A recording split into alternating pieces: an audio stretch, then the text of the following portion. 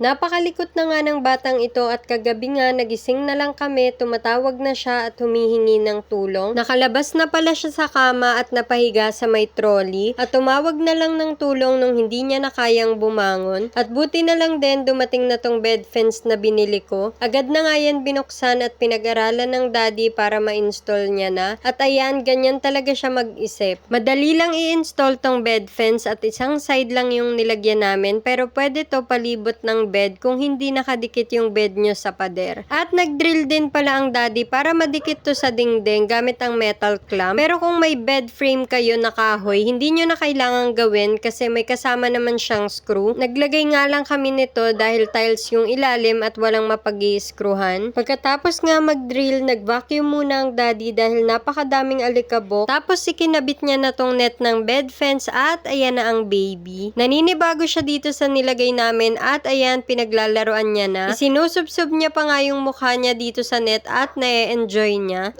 Removable pala itong net ng bed fence, may zipper lang kaya pwedeng-pwede tanggalin kapag lalabhan. Maganda siya, it serves its purpose at kapag kailangan ko pumunta ng CR, hindi na ako magtatawag ng titingin kay baby. Pwede ko na siyang maiwan kahit saglitan o kapag magluluto ako. Di na ako magwo-worry na baka malaglag siya. Must have talaga to kapag may chikiting sa bahay.